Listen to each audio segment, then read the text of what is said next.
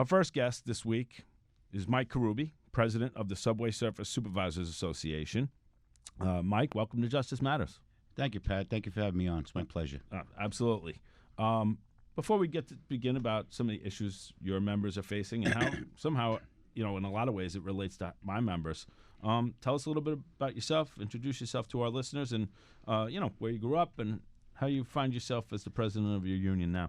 Well, as Pat said, I'm the president of the AAA. I've been president since 2015, March of 2015. I grew up in Flatbush, Brooklyn. My father was a civil servant. My mom was a stay-at-home mom, like most parents back in those days. My grandparents were immigrants from Italy. I have two sisters. One is both of them are civil servants. My baby sister is the county supervisor for court reporters. My other sister is a bus driver. I have my family has a history of civil service, whether it be MTA, whether it be outside other agencies within the city of New York. Right. I grew up, like most immigrant families, poor, struggling, but my parents instilled in me that, listen, at the end of the day, I'm not going to be a lawyer or a doctor. There was no money to do that. So the best way to go was to take a city test, and I did so. Yeah, it's a familiar story between, so many of us who serve on union boards and the people we represent and, the people we grew up next to. You didn't grow up in Flatbush, the grandson of immigrants and hardworking parents with millionaires next door. Everybody was in the same boat, right? That is correct. Most of my friends that went to school, we were all in the same boat. We had holes in our shoes and ripped pants when we went to school. Yeah, my own grandfather was an immigrant from Ireland and became a bus driver in the Bronx. So, it all relates in the same circles over time. And this story is so familiar, but it's always so important to tell because we cannot let our members be overlooked for the work they do. So how'd you get, once you get started in your career, how'd you move on and wind up running the union now? I actually took a test to become a conductor on a train. Back in 1989, I was hired as a conductor for the New York City Transit. After a couple of years being disciplined a couple of times by the transit authority and almost lost my job, and I had a young wife at home, a young child at home, and I knew I needed to pay my bills and pay my rent. Sure. I almost lost my job. So I got myself involved right away with the union. At the time was TW Local 100. Right. Grew and progressed through the ranks of the TWU, division chairman, acting vice president, and after time I ran a couple of times for union office, higher office for president of them. Well, of course, we didn't make it. It wasn't an easy task. Right. Back in 2007, I took the promotion to supervisor in New York City Transit. Waited about 4 years and became a vice president for that union. And then in 2014, I chose to run for president of this union. And in 2015, I took office. That's really wonderful story in a way because you saw firsthand the necessity of how important being a active member of the union was because it helped you out in a tough spot. And I think there's a number of people, if you listen to their stories, you'll hear the same thing. I actually had to rely on the union, and that's why I got involved with it. Or something really affected my workplace, and I had to go get involved with it. And so that story is also one that's told often. So who does the AAA represent, and what do your members do in service to New York City? Okay, we represent, including Staten Island, all New York City supervisors, line supervisors, foremans, and also SATOA in Staten Island. We just organized them, supervisors out there. What we do is actually we supervise the TW Local 100 hourlies, the train operators, conductors, bus operators, track workers.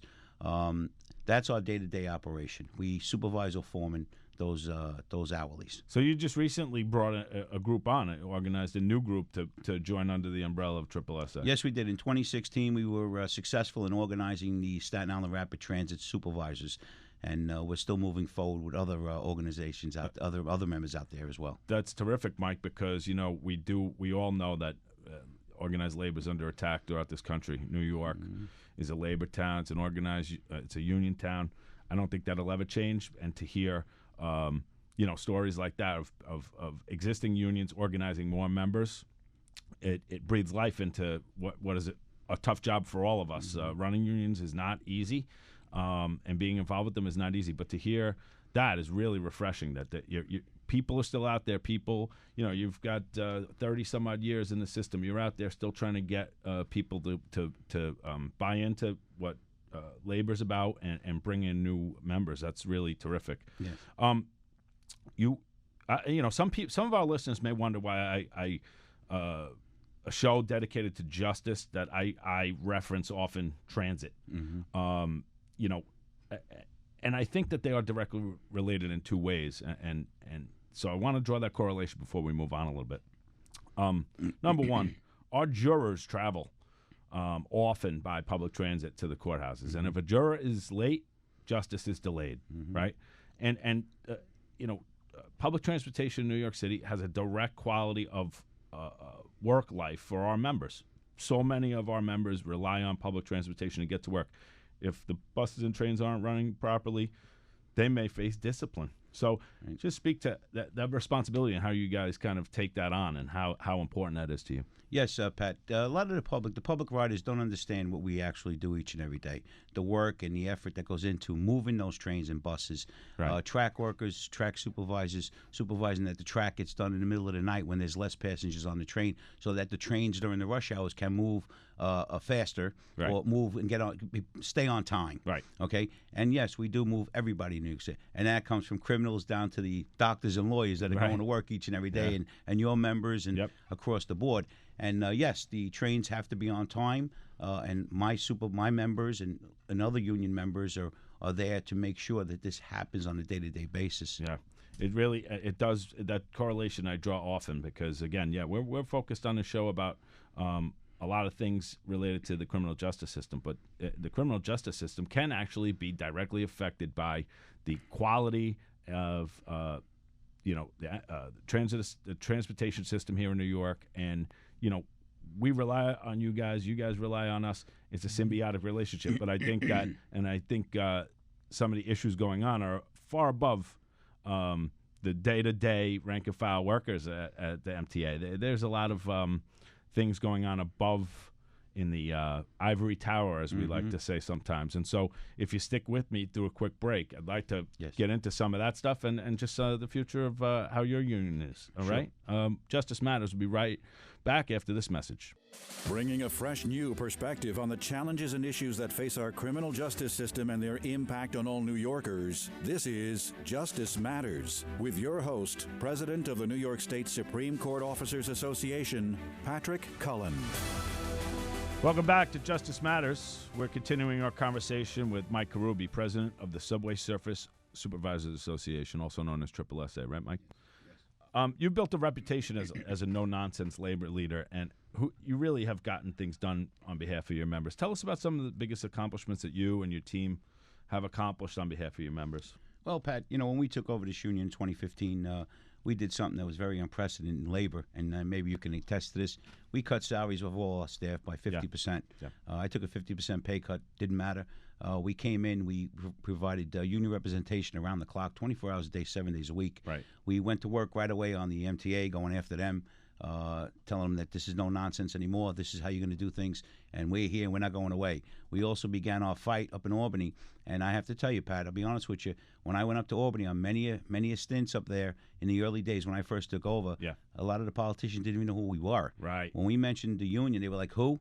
And that was kind of belittling. It was kind of sad that the prior administrations, to me, didn't do anything for many, many years. Sure. And thank God today, politicians know who we are. The politicians in the city and state and across the board know exactly who the SSA are and what we're looking for and who we represent and what those membership need to get in the future on the legislation. I can personally attest to that when you were elected and your board started to come up to Albany, because I was in a similar position. And we really have a footprint in Albany before my team's election. And now 3 terms in, I'm in Albany a lot, and who do I see up there? I see the same faces, and you're one of them. And it's really a testament to the work you put in, because again, it's not easy, but when you absolutely have to dedicate yourself 100% to this type of work, and you recognize, just as one labor leader to another, you recognize who is putting in that 100%. Yes, and I don't care if somebody else in another union's not putting in the 100%.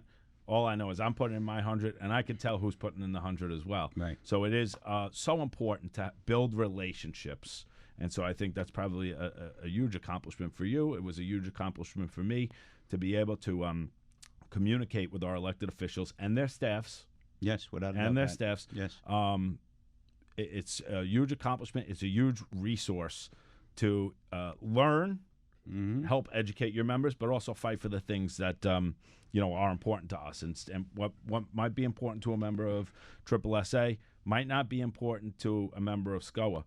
But there are certainly a lot of places where we have common ground. Without a doubt. Definitely have common ground. Yeah. Definitely. And part of that was through a couple of different fights that a lot of groups coalesced upon a few years back. Number one being the call for a constitutional convention for the first time in, I believe, 50 some odd years. And then this idea of divesting from the pension fund to create from fossil fuel investments in the pension fund to create a cleaner environment. I'm proud to stand with so many labor leaders on those issues. Why did you get so involved in those issues? I'll tell you, Pat. When they were trying to open up the Constitution changes, we saw that by doing that, yes, it was a long time, probably somewhat in the neighborhood of 50 years. Yeah, I think it they was said, 50, right? Yeah. When they were trying to do that, we knew right off the top that there'd be many, many problems with that. Some of these private citizens, well-to-do, that were going to be on these panels or whatever they were calling them, they were going to change things and would have affected our membership across the board. Right. Whether it be the SSSA, whether it be SCOA, whether it be the corrections union, it didn't matter what union you belonged to. Right. The blue-collar worker was going to get hurt here. So we band together with your union and other unions across the city and state to try to stop this. And thank God it didn't go through. Yeah, we accomplished a big task there. Tremendous success. Thanks to our membership who got out there and did what they had to do as well. In regards to divestment, the divestment is a problem. Okay, we understand the fossil fuel and we understand the green. Okay, the world is going in this green direction. Right. I'm not too sure if I agree with that. All right, I'll be very honest with you. I understand we have to change some things here. Right. But to me, they haven't proved enough to me. But okay, if the state controller and the city council wants to divest some money, you can't divest all the money out of fossil fuel and put it into green. Right. Because the losses that we're going to sustain from the lack of green right now. Right. Green right now, it's going to take at least 15 years, maybe longer, to get back that money that we now get from the fossil fuel, and we're going to lose in the pension systems. If you want to divert a little bit and test it, we call it the pilot program, then go ahead and do that. Right. But you can't take our pension money and do this. And a lot of our members, I don't know about your members, Pat, but I know my members don't understand this, that as a labor leader in this city and state, that we have to be on top of these things. Now, some would say, well, why are you getting involved with that? Well, you have to, because this affects our pension. Right. We don't want you to be retired, and all of a sudden you get a letter in the mail, and what just happened a couple of years ago with the old Sears and Roebuck, right? Their pension, the members over there received letters that their pension was going to be null and void. Yeah. We can't have that. So as a labor leader in this city and state, we have to be on top of things like this. Yeah, it's a tremendous responsibility, but I know, you are, I am, a lot of other people are up to the challenge. And I think it's important with the fossil fuel / climate change, green versus dirty, whatever you want to call it. And, that's an energy argument. No, it's a pension argument. For us, it's about the money that we have entrusted to be invested for us in retirement so that we can continue a modest way of life that we've become accustomed to. Nobody is going to become a millionaire from their pension, but we are going to be rewarded for the service we've given to, whether it be the city, the state, local municipality, and I think that that's important. You're right. Now it's up to us too to educate people a little bit more on it, which I've tried to do. And a lot of people don't want to hear about fossil fuel, and then they say, well, this can affect your pension. Same thing with the Constitutional Convention.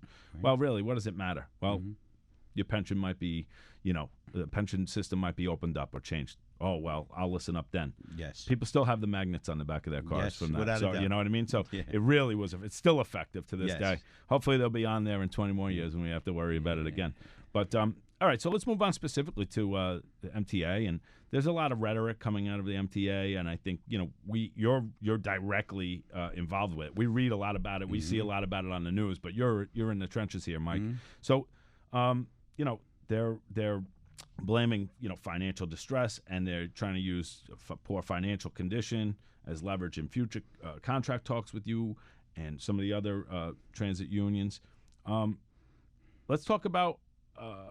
Let's just get your take on this from top to bottom. How did we get here? Where are we going? Yeah, Pat, I've been involved with the New York City Transit for almost 30 years now. Yeah.